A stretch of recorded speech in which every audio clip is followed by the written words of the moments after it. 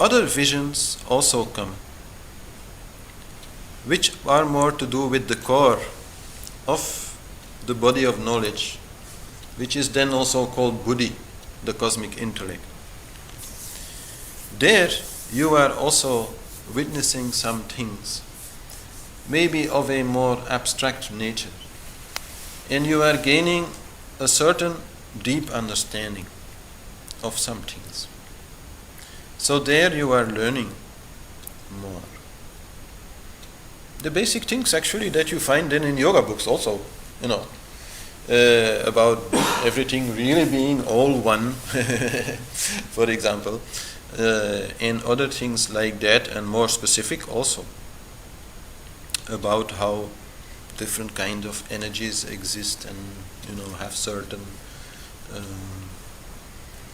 impact and how to work with that and so on. So a lot of learning then also happens there in deep Samadhi. And this is particularly also where spirits can help you. Higher beings with subtle bodies can there very much help you. In a way, when you are moving away from the physical body and the energy body and the mental body into the subconscious mind, you are at the same time also moving a little bit like in other dimensions. Astral traveling, they call it these days or something, but this is what then also happens. So then you can actually meet certain people, certain beings that can be of help for you, that can teach you. And definitely if you've had a teacher and this teacher is no more, then in your Samadhi you can still meet him and he can still teach you. Which is actually also true in regular dreams. So that is a little bit then the game which is there in Samadhi, where you are learning things and letting things go, dropping more and more of your waste from your cellar, bringing it out, recycling it, getting rid of it. And important to understand is that while this movement goes on from, let's say, outside to really inside, that also your object of your meditation will change. So, while you are still in the mental body, this object will be more concrete. Like if you are meditating on Lord Ganesh, then you will really meditate on some form with an elephant head and all these things. But when you then move into the subconscious mind, then you will change this object. This elephant head will go, and you will be more focused on the name and on the particular essential meaning of Ganesh. You will go to a more abstract Ganesh. You will more go from Sagun to Nirgun. And that is what I was saying before. If you try to start with Nirgun, okay, very good, but you'd better be good. Because you're going to make a jump, right? You're going to want to jump immediately into that subconscious mind, while actually it is more easy to start with something with more form, so that the jump is not so far. You only have to jump into your conscious mind. And then gradually and quite by itself this will happen. And in between those layers, there is what they call asamprajnat. Actually, in those layers there is samprajnat, which means that there is understanding, there is clarity. But in between those layers there is asamprajnat, which means that there is like a little bit of a fog. So when you enter into Samadhi, there is a little bit like an emptiness, like a fog, like a cloudiness. And you just have to kind of push through it. And then a new universe sort of opens. And a new layer is discovered, and a new kind of reality is discovered. And then more and more and more again, the mantra, whatever is used. And then again there is a moment of fogginess. walk through it. And then again new clarity comes, and new learning comes, and new seeing comes.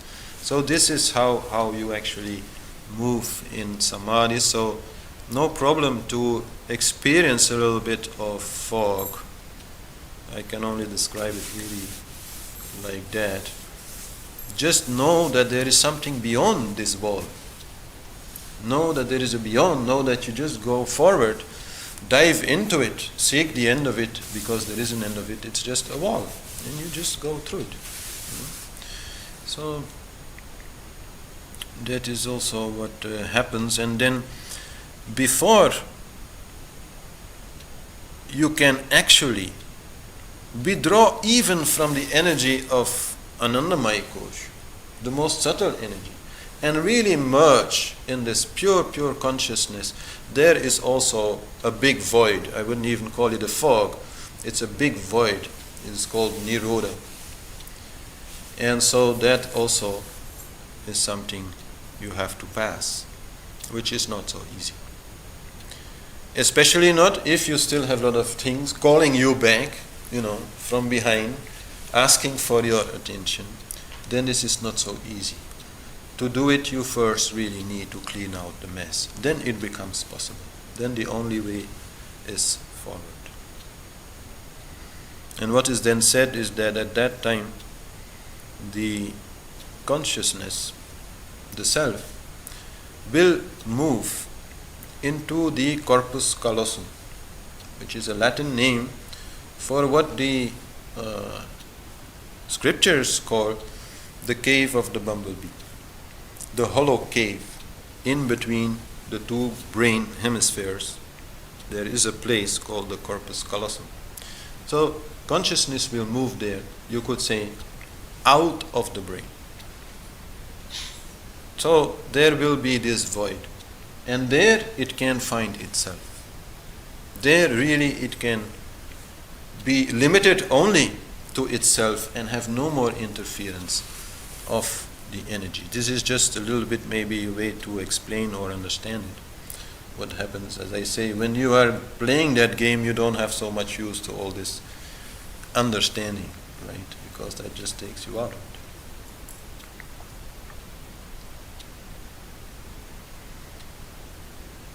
So, anyhow, as I said, this journey, it happens, but there's a lot of going back and forth.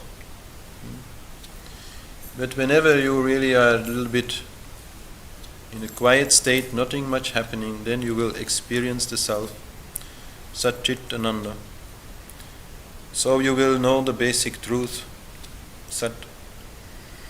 You will reside in pure being, Chit, and you will be in bliss called Ananda. And that is something unbelievable, unimaginable if you've never been there. It is extremely powerful experience. And definitely the most interesting thing happening in the whole process. All else is just like a waste of time, in a sense. And it's good to be aware of it. Because you can really get a little bit lost in this deeper understanding that is also to be gained here. You can really get a little bit lost in the possibilities that come to you there, in the powers that you can actually develop there.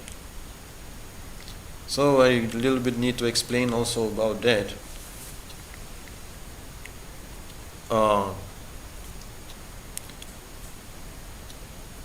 Patanjali calls it the impact of samyama on an object. Now samyama, as I explained in the beginning, is like this dharan going to dhyan into samadhi. But actually when he uses it there, he defines it a little different, as egoless witnessing. Now egoless witnessing is something easily said but a little difficult to do, right?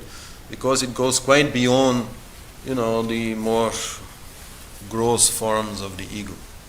It really means to witness something without yourself being there, which means that you become this something. Like I said, you become the mantra. But once you are there in Samadhi and you have learned how to become the mantra, then you can become something else also. So then you can, let's say, hear a bird sing and become that song and become that bird and understand what he's singing about. A little difficult to understand, but that's just the explanation given there. If you can really witness something without you being there, then you are really becoming that something. And by becoming that something, you are understanding it. And you are being it, and you can do it, and you can change it. So also in that way, for example, many of the magical powers that are coming are related to witnessing of prana. Prana is the great mover, is the prime energy of everything. So once the technique, you could say, of samyama, of this completely egoless witnessing of things, can be attributed to prana, then you can do a lot of things. Then flying is really an option without airplane or parachute. So that's another aspect of the story, really, right? So, and many other things become possible. So, for example, reading another person's mind exactly is the same thing. You can read another person's mind quite simply by not having a mind of your own. And directing your will to it, directing your energy to it, directing your being to it, becoming the thought of that person, and you will know the thought of that person. And if you direct that knowing to the future, then you will know the future. And if you direct that knowing to the past, you will know the past.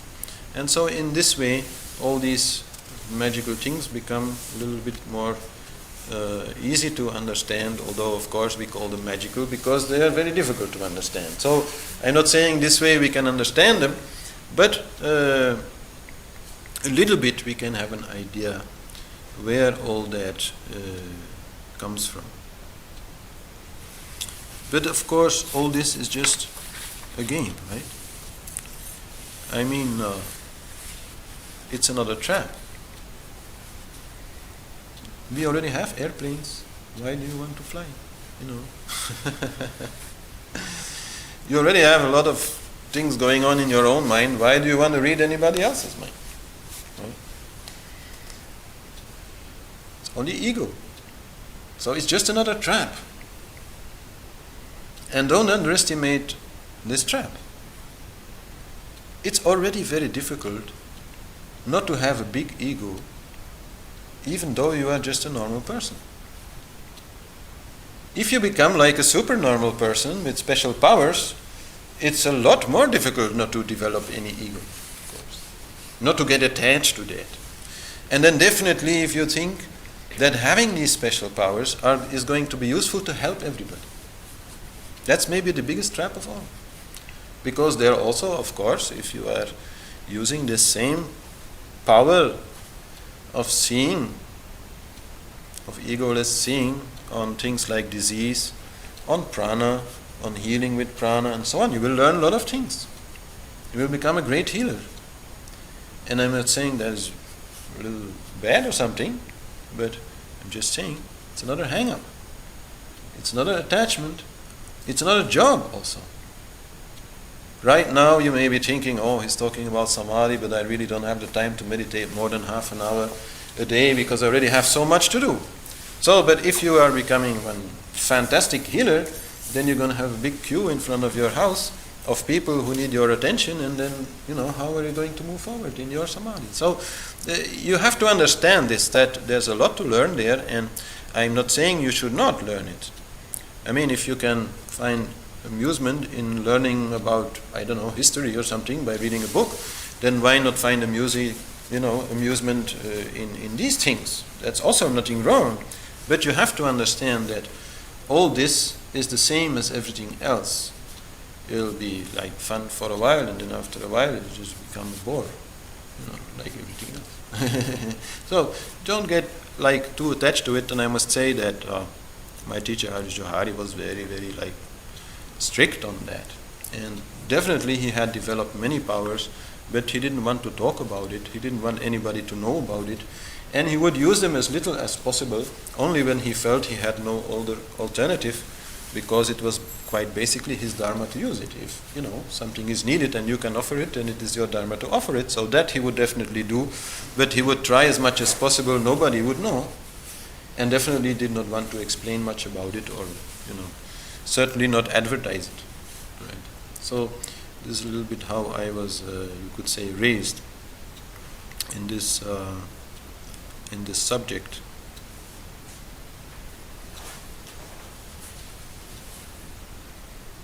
The main thing you are going after in Samadhi is, as I said before, to achieve this peace and bliss, this state of being a perfect human, the state of being really in control of what you are doing, the state in which the layers of your being become transparent and are not blocking the light that is there within each one of you in the same way in everybody. It is only these layers which are different in everybody. And by cleaning out these layers, and especially the subconscious mind, you want to a little bit let this happen. Because anyhow it is your natural goal. And this is the only thing which really will bring you fulfillment. All the other things will not so much bring you any fulfillment. So the power of samyama, this egoless observing, this egoless seeing, is best to direct it again towards the goal, which is the self. Do not forget why you started this. To really continue to focus on your innermost being and reach it there. And anyhow, that's also what my teacher used to say. If you are interested in these powers anyhow, then not being interested in them will be the fastest way to develop. So this is also a little trick maybe, that once you really, really go deep there, then all these things just come. You don't really have to look for them consciously. Then maybe another thing to say about Samadhi is that there is a term called sahaj Samadhi, which can be translated as natural Samadhi.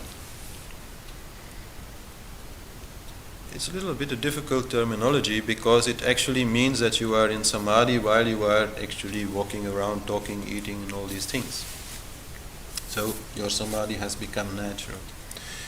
And okay, I have no problem with it in the sense that it just means that while doing all these things, you are principally still absorbed in the self, you are principally still in this trance, but of course you are not completely in this trance. You know what you are doing, you eat whenever you are hungry and go to sleep, when it's time. So this is a little bit different than the real Samadhi, the way it is defined. But still, it is what comes after some time. After some time, this main focus is inside, and whatever is happening outside is just happening, and you're barely actually putting any effort into it, barely really trying anything there, just doing that which comes naturally without thinking about it. You could say phone line from inside to outside is there, and there's no lots of other wiring and things disturbing the signal. It's just like a direct living out of the self, out of the divine being that you really are. So then there is this process of, let's say, multiple samadhis, living in sahaja samadhi, even when you are, let's say, outside of meditation. And this eventually then leads to true liberation or enlightenment, moksha. There is still two things actually there. Kaivalya, liberation, is something which happens. It's the final thing which happens. The result of that which happens is moksha or enlightenment. This is not something which happens, this is something which then is discovered to have been there all the time, and which obviously also then stays there all the time, and is the only reality that then remains. And then there is still one other word which might be worth mentioning. This is called maha samadhi. Maha samadhi actually means that such a person then may decide to leave his body. It is not a requirement. If you are enlightened, don't have so much desire for this or that, so why would you do that? But maybe if the body is getting old and you feel, okay, I can do it, so why not take another one? Then these people can go into meditation and just die and leave through 7th chakra, through the count chakra. And then maybe they are not going to come back here, or maybe they are, who knows. I mean, they are free. They are the only ones who are truly free, so nobody can say that then they should do this or that. Once you are enlightened, there's no more obligations. So whatever you do, you do. Whatever you want, and there are many stories about that in scriptures, about people like that who then choose a new life with lots of fun and entertainment, while others maybe become like Dalai Lama or somebody, very helpful. Whichever they feel like doing, they are then free. So this is more or less the story of Samadhi. It's a nice story. It's a good story. Yes. So I don't know. Do you have any questions? You need a vehicle. You need some kind of thing which brings you further. And this is such an important thing to understand. Never wonder what to do in your meditation. Just continue. Never anything else to be done except the mantra, whatever is the object, but very often it is a mantra. Always, this is always the answer. Always, always, always, always. Nothing else should be done. Always that. Continue with the mantra, and that takes you through all these fogs and gates, or whatever you want to call it, different planes. That is your car which takes you there. But as I said, for many people it is different again, so lots of things can happen. You can't make any conscious choices there. So the only thing you need to know is how to get in. And whenever you are wondering what to do, it means you are on the verge at least of falling out. So then again, go back to the mantra. That's all you need to know. That's really all you need to remember from this class, really. It's like, just always go back to whatever got you there. Because the moment you are wondering what is happening, wondering what to do, then you are, dropping out. You are thinking. So back, jump back. At some point you may have some experience, and you may ask yourself, was this Samadhi or not? And as I said, this is not a very important question, but still you will have it, so why not try to a little bit answer it? How can you know? Well, there's only one measure. It is your smile. You will smile. You will not want to talk about it. You will not really in the beginning wonder what happened. You will know what happened without putting words to it, and you will know that it really doesn't matter to put any words to it. That putting words to it will just, make it go away that much faster, whatever feeling you still have of it. So this is how you can know that you had Samadhi, and this effect will last at least for a couple of hours. At least. It can also last for a couple of days. It depends how deep it was and how big an experience it was. But ours definitely. I think for many people it stays until they then go to sleep. At some time, you have to go to sleep. And then they wake up in the morning and it is gone. That's very often. But it can also be that in the morning you are waking up with the same smile and you don't care really about anything and you are a little bit crazy. Like light. I mean, you don't think yourself crazy at that time, but other people may think so. And I remember my sister at some point, she was very worried about me. While I was actually in a much better state than she was. But she did not see it. So, anyhow, this is how you can know. The impact will be there, and you will see it even after you come out of that, let's say, bliss. You will see that you are more easily finding peace, that you are more nice to other people, that you are less obsessed by things. All these changes also you will then find. But that also may again a little bit go. So the best way to know is what you feel when you come out of it. And at that moment you don't really feel so much the need to go back to answer your question. Because you still have that feeling. Only when that feeling goes, then the desire to go back can be very, very strong. Can you be attached? Well, that's just the point. If you become attached to this vision, then your ego returns. And then you are coming out of Samadhi. So the trick is to stay with the self and to keep everything, at a distance. This is not you, this is just your memory. But sometimes it's very appealing, sometimes it's very frightening. It's not that easy to not get involved. Anyhow, afterwards, all these things that you see there, best not think about it, unless maybe it comes back many, many times in Samadhi.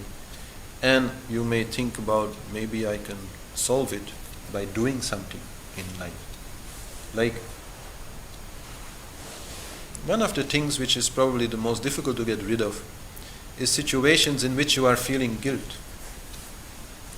Because when you feel that you have done something wrong, and you realize it through your Samadhi, then you may feel that you don't have the right to just let that go and say, okay, I was stupid, what to do? I am not anymore, so I don't have to stay attached to it. But that may feel not right. You may feel like you have to compensate for it. So then maybe in your life you can help somebody. Not the person probably that you hurt in your past life, but you might help somebody else, and in that way feel that this is compensated and you can let go of this guilt. So some of that work is there, and some saints may really come out of Samadhi and say, oh, I've been given a task